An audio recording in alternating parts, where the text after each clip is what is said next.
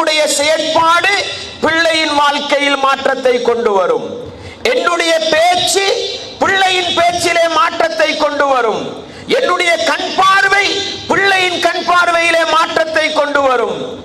என்னுடைய ஒவ்வொரு அசைவுகளும் பிள்ளையின் அசைவிலே மாற்றத்தை கொண்டு வரும் என்கிற ஆழமான தத்துவத்தை சொல்லித் தந்த மார்க்கம் இஸ்லாமிய மார்க்கம் என்றால், அன்பார்ந்தவர்களே, தாய்மார்களே, சகோதரிகளே, நிதானமாக சிந்திக்க வேண்டும். என்னுடைய பிள்ளை வழிதவறி செல்கிறது என்றால் எங்கிருந்து வழிதவறி செல்கிறது? உங்களுடைய வீட்டு சூழலை கொஞ்சம் கண்முன்னால் நிறுத்தி பாருங்கள். பிள்ளை எங்கிருந்து வழிதவறி செல்கிறது என்பதை புரிந்து கொள்வதற்காக. என்னுடைய பிள்ளைக்கு வயது 2, என்னுடைய பிள்ளைக்கு வயது 3, என்னுடைய பிள்ளைக்கு வயது 5.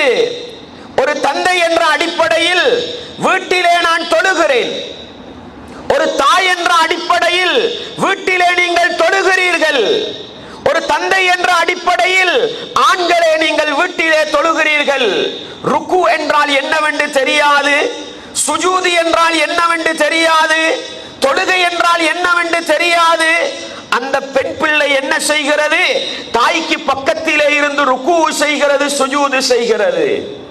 தந்தைக்கு பக்கத்திலே இருந்து கையேந்தி துஆ கேட்கிறது. பார்க்கிறோமா இல்லையா? 3 வயது பிள்ளை, 5 வயது பிள்ளை, அடிப்படை தெரியாது, தாயை பார்க்கிறது, தந்தையை பார்க்கிறது, இபாதத்து செய்கிறது. அன்பார்ந்தவர்களே, இதே போன்றுதான் அந்த பிள்ளை என்ன செய்கிறது? நீங்கள் குர்ஆன் ஓதுகின்ற நேரம் உங்களுக்கு பக்கத்திலே இருந்து கொண்டு மழலை மொழியிலே அது குர்ஆன் ஓத ஆரம்பிக்கிறது. பார்த்து சந்தோஷப்படுகிறோம், உள்ளத்தால் ஆனந்தம் அடைகிறோம். என்னுடைய பிள்ளை குர்ஆன் ஓதுகிறது பாருங்கள். யாருடைய நடவடிக்கை இது? வீட்டிலே பெற்றோர் 5 நேரம் தொழுகிறார்களா? பெற்ற தாய் 5 நேரம் தொழுகிறாளா? குர்ஆன் ஓதுகின்றாளா? அந்த வீட்டிலே வளர்ந்து வருகின்ற பிள்ளை ஈமானிய உணர்வோடு, இஸ்லாமிய உணர்வோடு வளருகிறது.